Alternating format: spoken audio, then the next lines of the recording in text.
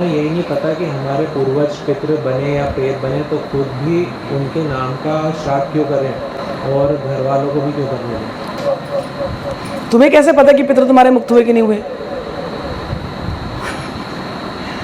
तुम ये मानना चाह रहे कि मुक्त हो गए, मेरे सर से झंझट हटाओ बट मुक्त हुए कि नहीं, है ना? तो ये हमको नहीं पता कि हमारे पितर मुक्त हुए कि नहीं हुए।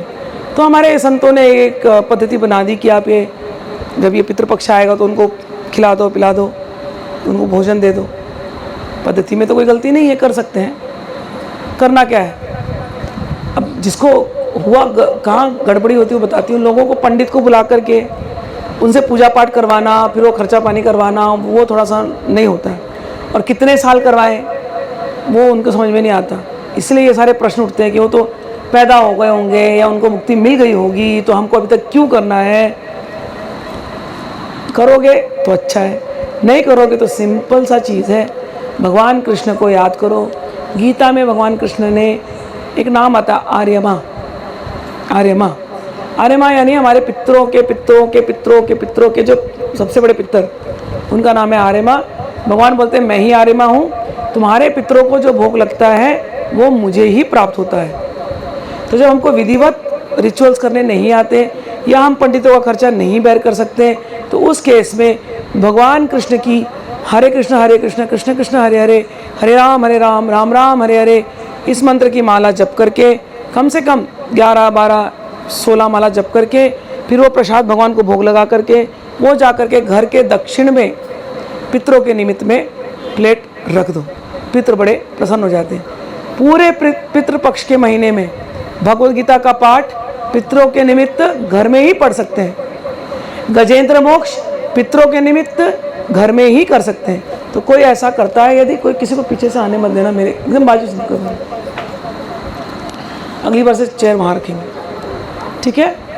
तो पितरों गजेंद्र मोक्ष पढ़ सकते हैं पितरों के निमित्त। भागवत के कोई भी चैप्टर उठा करके आप लोग उनके लिए पढ़ सकते हैं, तो पितरों को उससे बहुत आनंद मिलता है। तो मेन चीज़ वही है कि जल हो, थोड़ा सा भोजन हो, हमको दे देना चाहिए।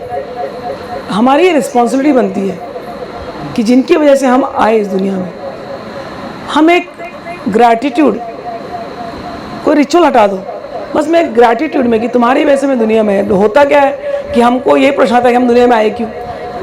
We are so fed up with our life कि अपने से चिढ़ हो गई है। तो अपने से चिढ़ होने से अपने माता पिता से चिढ़ होती है, फिर उनके पिता सबसे चिढ़ हो जाती है कि तुम नहीं होते तो मैं नहीं आती और मुझे भोगना नहीं पड़ता। तो ऐसा नहीं है, हमारे अपने कर्म है और वो हमारे को भगवान ने चुना है उनको पितरों जैसा। तो हमको ये सरल चीज़ करके उनको देना चाहिए, ठीक है? उससे वो प्रसन्न हो जाते हैं, बस दैट्स ऑल। डरना नहीं चाहिए। पितृदोष लगता है लोगों का, बट इसे इन सब चीज़ों से डरना नहीं चाहिए। वो इसलिए लगता है कि आप देते नहीं हो। और एक बात और बताती हूँ, कोई अगर रिचुअल्स नहीं कर रहा लेकिन वो केवल कृष्ण भक्ति कर रहा है, तो और कृष्ण को रोज़ भोग लगा रहा है, तो जिस घर में देवी को कृष्ण को भोग लगता है तो उस घर के पितृ तो वैसे ही खुश हो जाते हैं। जिस घर में रोज़ भजन कीर्तन हो रहा है और सब स्पिरिचुअल वातावरण है, वहाँ के पितृ तो बहुत खुश हो जाते हैं कि हमारे घर में तो कोई अच्छा बच्चा पैदा हो गया, अब हमें मुक्ति की चिंता करने की ज़रूरत नहीं, ठीक है ना? प्रहलाद की अभी पिक्चर आई नरसिम्हा, देखी होगी आप लोगों ने। नरसिम्हा, प्रहलाद तो कितने भगवान में लगे हुए हैं और पिता ने किस प्रकार से नहीं सताया है। पिता को तो मुक्ति मिलनी ही नहीं चाहिए, हम लोग तो ऐसे जज करेंगे ना। लेकिन प्रहलाद जाके बोलते हैं कि मेरे पिता को मुक्ति दे दो आप, वो अच्छे हैं, वो इतने बुरे नहीं हैं।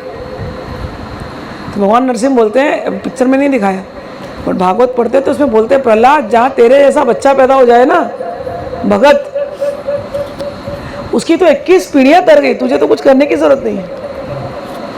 तो अगर किसी को सच में पितरों को मुक्त करना है, प्रहलाद का चरित्र ही पढ़ लो और अपने जीवन में उतार लो कि कोई भी सिचुएशन आवे हम भगवान का नाम लें, हरि हरि हरि हरि, ओम नमो नारायणाय, ओम नमो नारायणाय, ओम नमो नारायणाय। चाहे ललिता सहस्रनाम कर लो, दोनों ही।